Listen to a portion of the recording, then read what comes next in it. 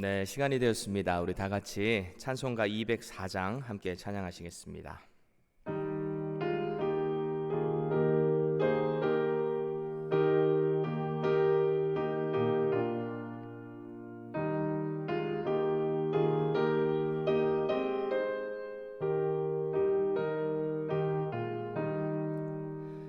주의 말씀 듣고서 준행하는 자는 반석 위에 터닫고 집을 지음 같아. 비가 오고 물 나며 바람 부딪혀도 반석 위에 세운 집 무너지지 않네. 잘 짓고 잘 짓세, 우리 집 잘 짓세. 만세 반석 위에다 우리 집 잘 짓세. 주의 말씀 듣고도 행치 않는 자는 모래 위에 터닫고 집을 지은 같아. 비가 오고 물 나며 바람 부딪힐 때 모래 위에 세운 집 크게 무너지네. 잘 짓고 잘 짓세, 우리 집 잘 짓세. 만세 반석 위에다 우리 집 잘 짓세. 세상 모든 사람들 집을 짓는 자니 반석 위가 아니면 모래 위에 짓네. 우리 구주 오셔서 지은 상을 줄 때 세운 공로 따라서 영영 벌 주니. 잘 짓고 잘 짓세, 우리 집 잘 짓세. 만세 반석 위에다 우리 집 잘 짓세. 아멘.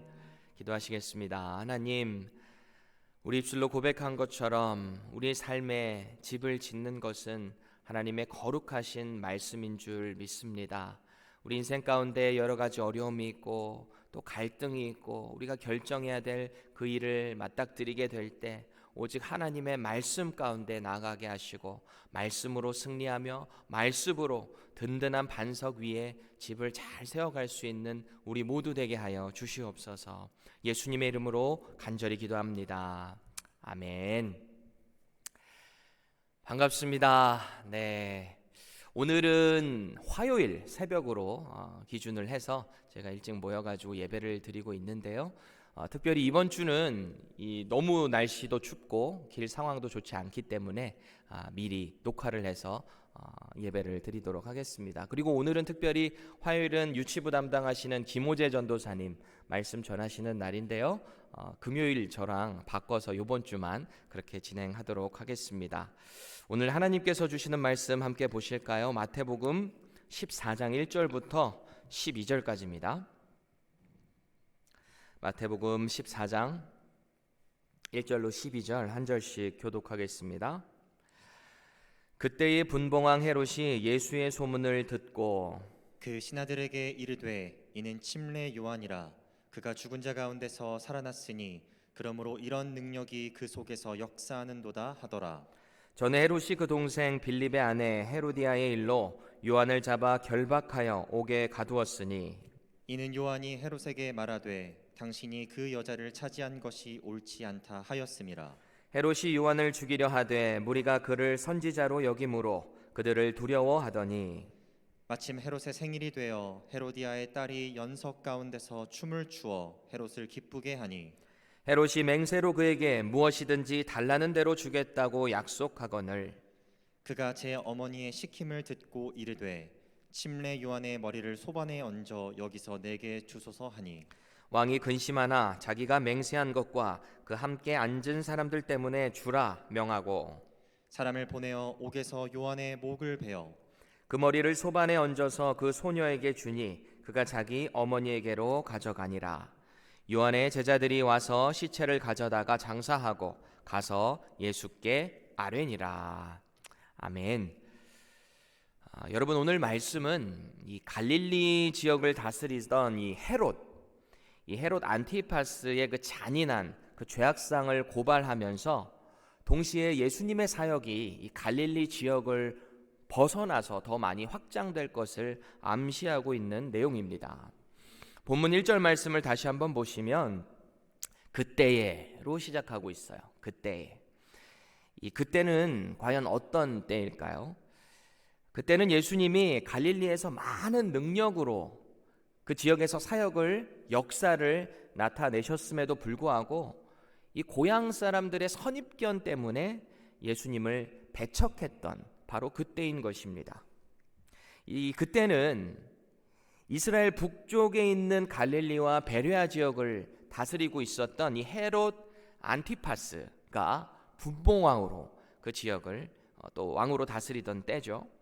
여기서 말하는 이 분봉왕이라는 것은 쉽게 말하면 중세 시대의 어떤 영주 정도로 보시면 될 것 같아요. 황제는 아니고요. 황제의 위임을 받아서 그 할당된 지역만 다스리는 영주 정도로 생각하면 되는 거죠.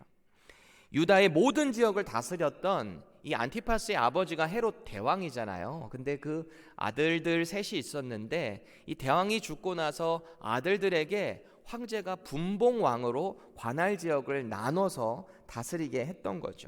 그래서 헤롯 안티파스가 왕이 있었고요. 그리고 헤롯, 오늘 본문에 나오는 헤롯 안티파스 전에 헤롯 아켈라오라는 사람이 있었어요. 그 다음에 헤롯 빌립, 이렇게 세 명의 왕에게 이 지역을 관할해서 다스리게 했다. 그래서 분봉왕이다라는 호칭을 쓰는 거죠. 그렇게 이 헤롯 안티파스는 예수님의 고향이었던 갈릴리 지역, 그리고 그 옆에 있는 베레아 지역까지 다스리던 왕이었어요. 바로 그때에 예수님에 대한 소문이 이 안티파스에게까지 들려왔다라는 내용으로 오늘 본문이 시작되는 거죠. 이 소문이라는 표현을 영어 성경으로 보니까 The fame of Jesus 이렇게 번역을 하고 있어요. 예수님의 어떤 명성을 들었다라는 거죠. 또 다른 번역 보니까 The news about Jesus예요. 그러니까 예수님에 대한 어떤 소식을 이 안티파스가 들었다라는 것입니다. 우리는 살아가면서 어떤 소문을 듣게 되면 거기에 반응하는 두 가지 모습이 있어요. 그 소문에 요동되거나 아니면 그냥 무시하거나 둘 중 하나예요. 둘 중 하나. 근데 오늘 예수님의 소문을 들은 이 헤롯의 반응은 크게 요동되고 있는 쪽이다라는 것을 볼 수 있어요. 그럼 그가 들은 예수님의 소문은 도대체 어떤 것이었길래 그가 그렇게 요동했어야만 했는가 생각해 볼 필요가 있죠. 오늘 본문에는 그 소문에 대해 자세히 나와 있지는 않지만 이 평행 본문인 마가복음 6장에 가보면 그때 상황에 대해서 조금 더 자세하게 기술을 하고 있습니다. 예수님께서는 12제자를 먼저 이렇게 부르시고 훈련시키시면서 둘씩 짝지어서 복음을 선포하게 하고 회개를 선포하게 하셨어요. 그리고 그들에게 귀신을 쫓는 권능을 주시고 여러 가지 역사를 할 수 있는 예수님과 같은 그런 권능을 주셨습니다.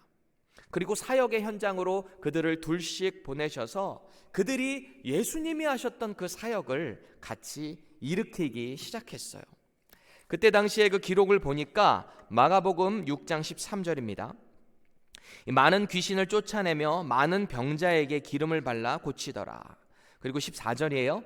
이에 예수의 이름이 드러난지라 헤롯 왕이 듣고 이르되 침례 요한이 죽은 자 가운데서 살아났도다. 그러므로 이런 능력이 그 속에서 일어나느니라 하고, 예수님께서 일으켰었던 그 초자연적인 역사들, 그 권능이 이 제자들에게도 동일하게 일어난 것이 소문으로 퍼져가기 시작했습니다.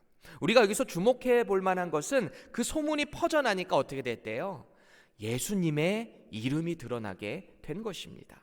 제자들의 그 사역을 통해서 제자들이 드러난 것이 아니라 예수님이 드러나셨다.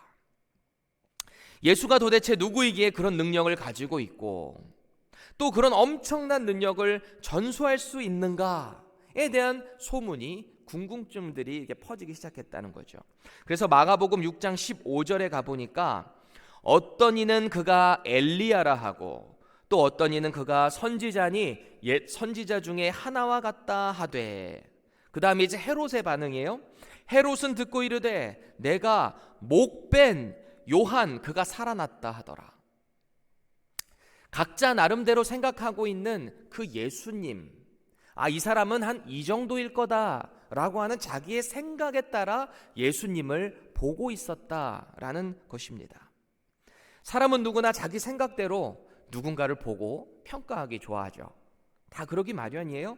예수님이 일으키시는 능력이 감히 인간의 영역이 아닌 것을 보고 있음에도 불구하고 각자가 생각하는 그 마음에 예수님을 제한하고 있는 거죠. 그리고 평가하는 것입니다. 앞선 예수님의 그 사역을 보고 있음에도 불구하고 예수님을 메시아로 인정하고 있지 않는 갈릴리 사람들 보세요. 고향 사람들이다 보니까 저 사람 목수의 아들 요셉의 아들 아니야? 아니 내가 저 형제 자매들 특히 다 알고 있는데 같이 자라고 함께 있었는데 저 사람이 뭐 특별한 사람이라고 자기의 선입견을 가지고 가서 예수님을 제한하는 거죠. 자기가 알고 있는 지식으로 예수님을 제한하고 있는 거예요. 오늘 헤롯 안티파스 역시 예수님의 소문을 듣고 자신이 알아왔던 가장 독특하고 또 기계가 뛰어났던 사람, 하나님의 사람, 침례 요한이 부활했구나 라고 생각을 하고 있는 것입니다. 그럼 헤롯은 왜 그 예수님의 소문을 들으면서 침례 요한이 부활했다라고 생각했을까요? 왜? 어떤 사연이 있었길래 그랬을까라는 거죠. 한편으로는 이 헤롯 안티파스의 마음 가운데는 이 예수님의 그 행적 소문을 들으면서 보통 사람은 아니다라는 것을 깨닫는데 자기의 마음 가운데는 계속 자신이 죽였던 침례 요한이 마음 가운데 계속 걸리는 거예요. 왜 귀신 영화 같은 거에서도 보면 보통 귀신이 꼭 누구로 나타나요? 그 주인공이 가장 두려워하는 어떤 존재, 혹은 주인공만 알고 있는 비밀을 알고 있다가 죽은 어떤 존재, 그런 사람이 보통 귀신으로 두렵게 나타나는 것을 우리는 보게 됩니다. 헤롯에게는 침례 요한이 그런 존재였다라는 것입니다. 헤롯이 침례 요한을 죽일 수밖에 없었던 이유가 뭐였을까요? 오늘 본문에서는 불법으로 재혼을 했을 때 침례 요한이 그것을 지적했다라는 이야기를 하고 있어요. 4절 보세요. 당신이 그 여자를 차지한 것이 옳지 않다 하였습니다.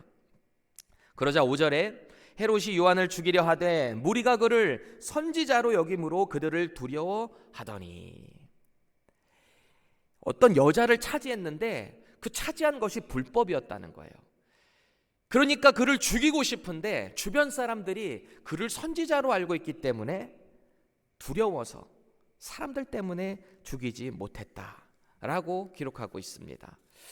사실 오늘 본문에서만 보면은 헤롯이 그냥 어떤 그를 선지자로 보고 있는 무리들이 두려워서 죽일 수 없었다, 그냥 그 정도로 이야기하고 있지만 사실은 헤롯 역시 침례 요한을 하나님의 사람으로 인정하고 보고 있었어요. 침례 요한을 두려워했다라는 것이죠. 마가복음 6장 20절 같이 보실까요?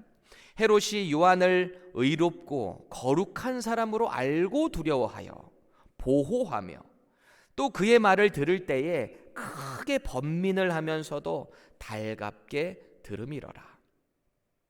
무슨 말이죠? 하나님의 사람으로, 의인으로 그가 어떤 지적을 했을 때 찔림이 있었다라는 거예요. 그리고 돌이키려고 했던 적도 있었다라는 것을 이야기하고 있죠.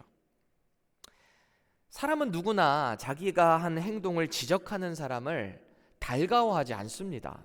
좋아하는 사람 있으세요? 없죠. 거의 없어요. 특히 아무도 모를 것 같은, 나만 알고 있을 것 같은, 그리고 감히 이것을 얘기할 수 없는 내가 위치에 있을 때 그것을 누군가 나를 지적을 하면 수치스럽죠. 그리고 그 지적한 사람을 죽이고 싶을 정도로 마음 가운데 앙심을 품을 수도 있습니다. 반면에 그것을 하나님의 음성으로 듣고 돌이킬 수 있는 사람은 어떻게 해서 그렇게 할 수 있을까요? 그때는 믿음의 용기가 필요한 거예요. 말씀 가운데 겸손하게 자신을 비춰볼 수 있는 믿음의 용기가 필요한 거죠. 그런데 헤롯 안티파스는 그렇지 못했어요. 하나님의 사람이 말하는 이 회개의 초청을 달갑게 듣지 못했다라는 것입니다. 그래서 요한을 옥에 가뒀어요. 죽이지는 못하겠고 왕으로서 뭔가는 해야 되겠는데, 내가 이래봬도 이 지역을 다스리고 있는 분봉 왕인데, 그래서 가둔 거죠. 그렇게 시간이 지나고 자신의 생일이 찾아왔어요. 그래서 그 연회에 많은 귀인들을 불러 모읍니다.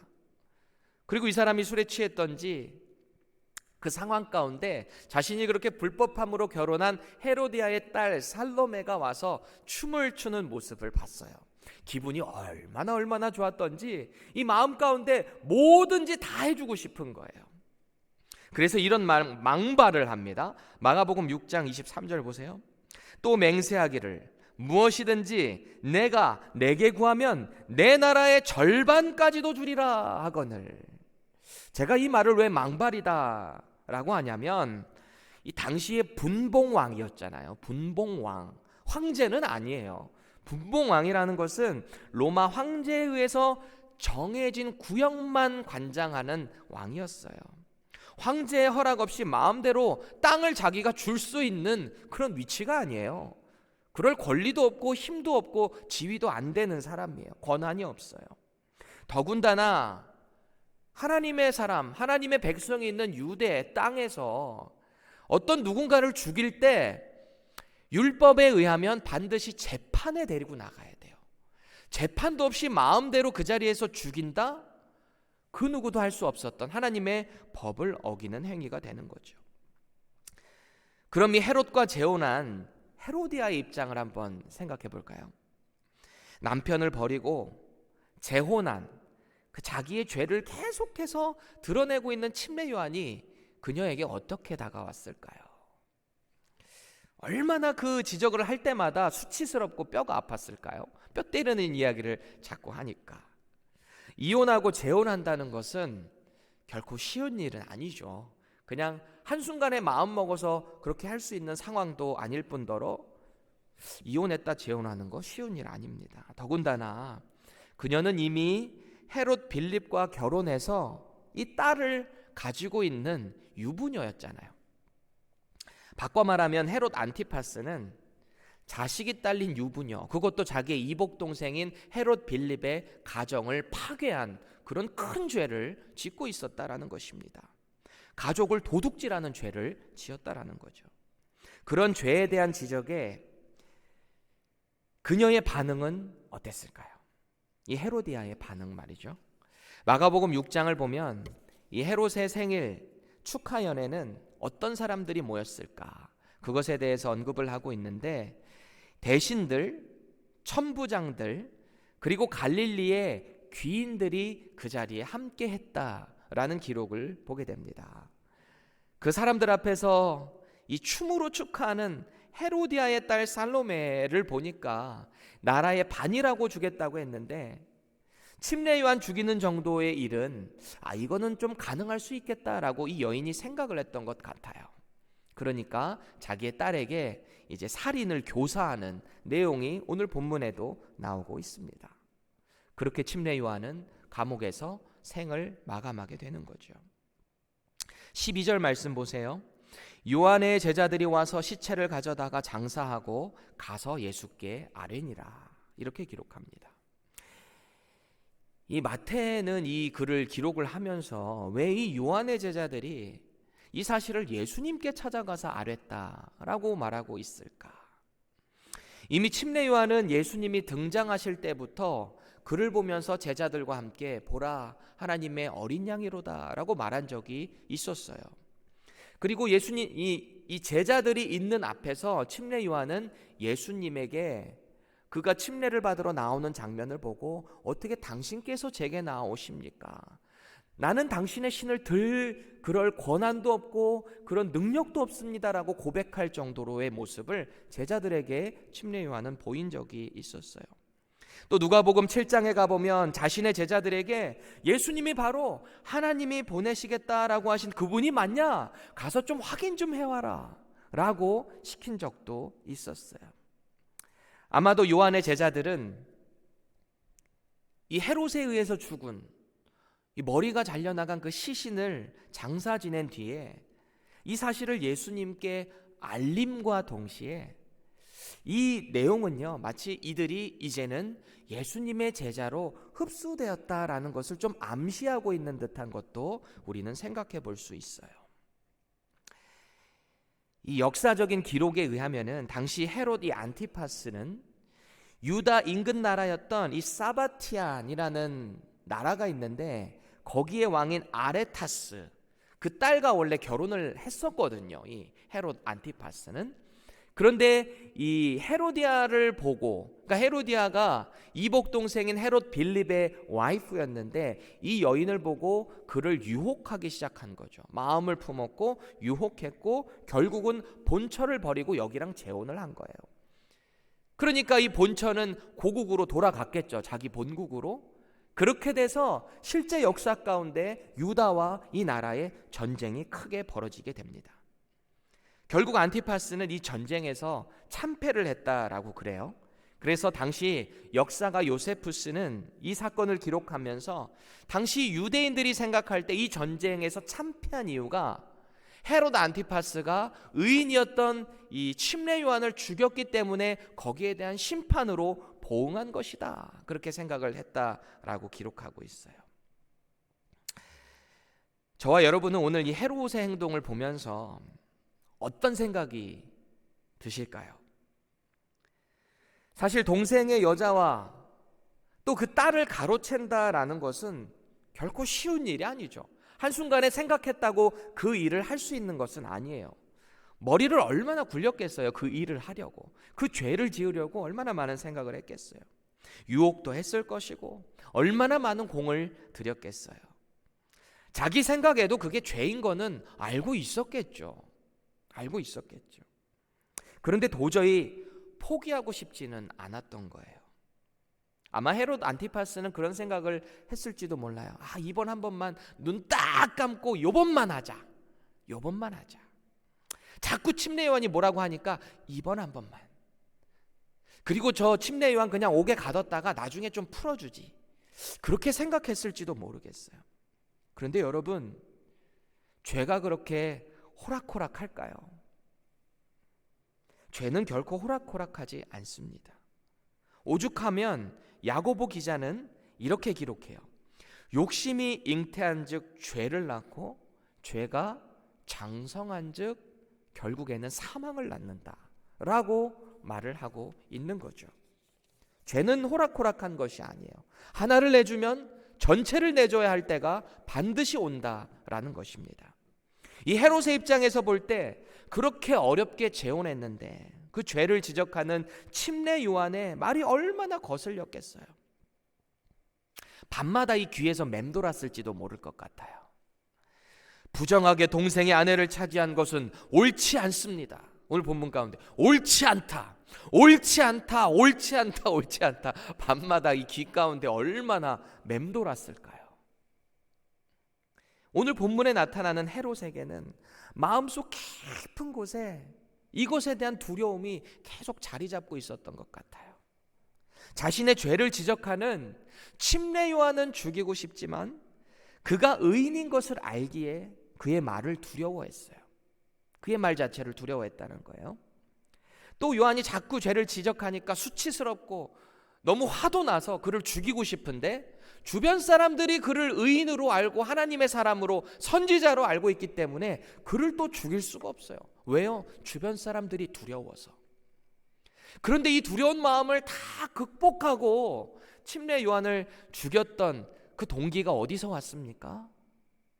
그 자리에 모인 많은 사람들 앞에서 내가 맹세를 했기 때문에, 이 맹세를 다시 돌이키는 것이 수치스러워서, 체면이 구겨지는 것이 두려워서 그렇게 죽이기 어려웠던 침례 요한을 그렇게 쉽게 죽여버리는 모습입니다.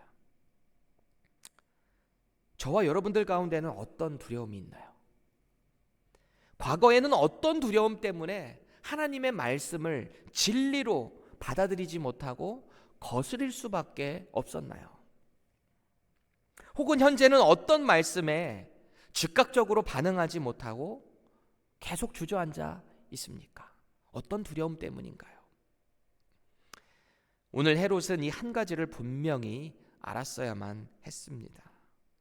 그가 두려워해야 할 대상은 침례 요한도 아니고 주변 사람들도 아니었어요. 하나님의 말씀이 육신이 되셔서 이 땅에 오신 그 예수 그리스도의 소문을 듣고 예수님을 두려워했어야 한다라는 것입니다. 하나님의 권능을 선포하시고 역사하시는 예수님의 그 소문을 들었을 때 침례 요한을 죽였던 그 죄책감, 그 두려움으로부터 이 근심의 자리에 주저앉아 있지 말고 예수님께 오히려 나갔으면 그가 어땠을까라는 것이죠. 오늘 저와 여러분들은 이 말씀 가운데 죄가 드러나게 됐을 때 어떻게 반응하고 계신가요? 누군가로부터 지적을 받을 때, 그 지적을 통해서 나의 수치심 가운데 죄가 드러나게 됐을 때 우리는 어떻게 반응하고 있습니까? 오늘도 우리의 주변 환경과 체면에 대한 두려움을 넘어서 하나님의 말씀 가운데 정직하게 반응할 수 있기를 축복드립니다. 그것이 예수님의 가르침 가운데 위배되는 것이라면 우리의 마음 가운데 믿음의 자리로 나아갈 수 있는 용기를 성령님께 간구할 수 있기를 간절히 축복드립니다. 그래서 오늘도 그 주님께서 주시는 말씀 가운데 예수님을 기억하고 또 우리의 모습을 통해서 예수님의 제자들이 그렇게 했던 것처럼 예수님의 이름을 드높이고 말씀 가운데 날마다 반응함을 통해서 하나님의 선한 영향력을 세상 가운데 드러낼 수 있는 저와 여러분들 될 수 있기를 간절히 축복드립니다. 기도하겠습니다. 하나님, 오늘 헤롯의 이 죄 가운데 나아가는, 그 가운데서 허우적거리고 결국은 이 사망의 자리로 나아가는 안타까운 모습을 보았습니다. 우리의 마음 가운데 하나님의 말씀이 주어지게 될 때 겸손하게 우리를 돌아볼 수 있게 하시고 근심의 자리 가운데, 수치심의 자리 가운데 그저 주저앉지 않게 하시고 오히려 주님의 말씀을 우리의 마음 가운데 붙잡고 하나님께서 원하시는 뜻으로 걸어갈 수 있는 우리가 될 수 있도록 은혜를 더하여 주시옵소서. 오늘도 말씀 가운데 그렇게 해주실 예수 그리스도의 이름으로 간절히 기도합니다. 아멘.